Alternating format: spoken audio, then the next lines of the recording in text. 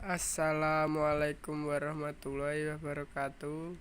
Perkenalkan, nama saya Muhammad Wiki Prabowo, nomor absen 24 dari kelas 12 IPS 3 SMA 2 Pati.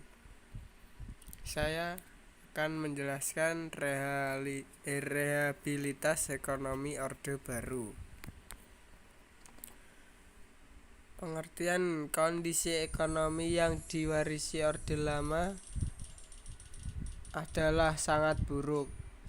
Sektor produksi barang-barang konsumsi misalnya hanya berjalan 20% dari kapasitasnya.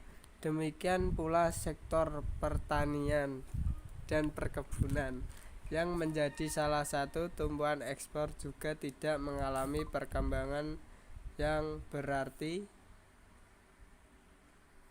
Hutang yang jatuh tempo pada akhir Desember 1965 seluruhnya berjumlah 2,358 juta dolar AS. Dengan perincian negara-negara yang memberikan hutang pada masa Orde Lama adalah blok negara komunis US dollar 1.404,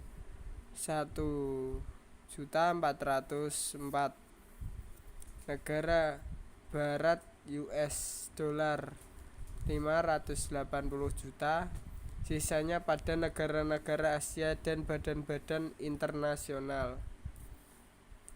Untuk menanggulangi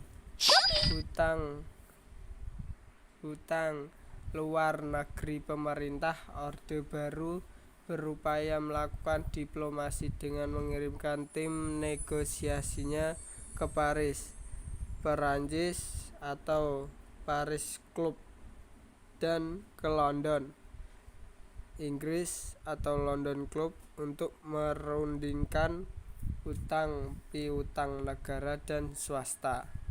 Pemerintah Orde Baru juga mencapai kesepakatan dengan pemerintah Belanda mengenai pembayaran ganti rugi sebesar 165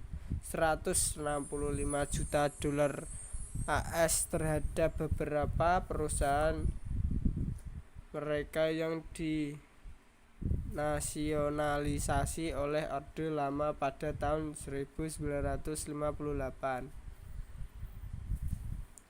Begitu pula dengan Inggris, telah dicapai suatu kesepakatan untuk membayar ganti rugi kepada perusahaan Inggris kekayaannya disita oleh pemerintah RI semasa era konfrontasi pada tahun 1965.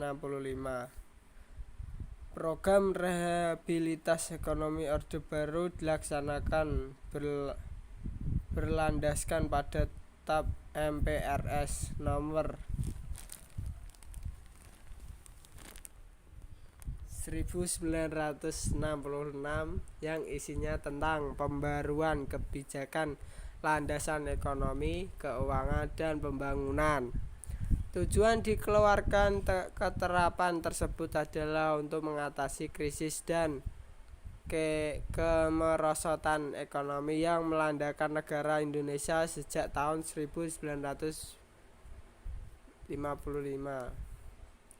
Berdasarkan ketetapan tersebut, Presiden Soeharto mempersiapkan perekonomian Indonesia sebagai berikut: mengeluarkan Peraturan 3 Oktober 1966 tentang pokok-pokok regulasi, mengeluarkan Peraturan 10 Februari 1967 tentang harga dan tarif, Peraturan 28 Juli 1967 tentang pajak usaha serta ekspor Indonesia.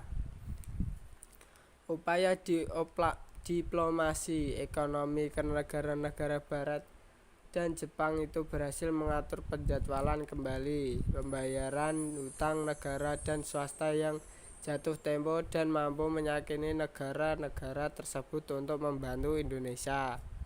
Misalnya dibentuknya Lembaga Intergovernmental Group on Indonesia atau IGGI Proses pembentukan IGGI diawal oleh suatu pertemuan pada bulan Februari 1967 di Amsterdam. Dalam pertemuan itu disepakati untuk membentuk IGGI dan Belanda ditunjukkan sebagai ketuanya. Selain mengupayakan masuknya dana bantuan luar negeri, pemerintah Orde Baru juga berupaya menggalang dana dari dalam negeri, yaitu dana masyarakat. Salah satu strategi yang dilakukan oleh pemerintah bersama-sama Bank Indonesia dan bank-bank milik negara lainnya adalah berupaya agar masyarakat mau menabung. Kebijakan-kebijakan yang diambil pemerintah pada awal Orde Baru mulai menunjukkan hasil positif.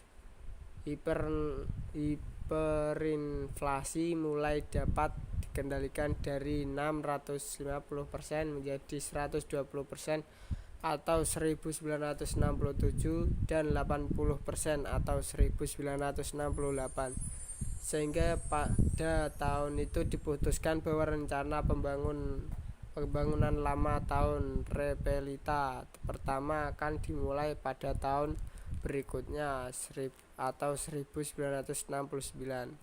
Setelah itu pada tahun-tahun berikut inflasi terus menurun menjadi 25% atau 1969, 20% atau 1970 dan 10% bahkan sampai 8,88% pada tahun 1971. Indonesia pada awal pemerintah Orde Baru berhasil mengatasi krisis ekonomi yang diderita. Banyak modal asing datang, industri berkembang pesat dan muncul kesempatan kerja. Indonesia juga menjalin kerjasama dengan lembaga keuangan di dunia seperti Dana Moneter Internasional (IMF) dan Bank Dunia atau World Bank. Sekian penjelasan dari saya. Kalau ada salah kata mohon maaf, dan saya akan menutup. Wassalamualaikum warahmatullahi wabarakatuh.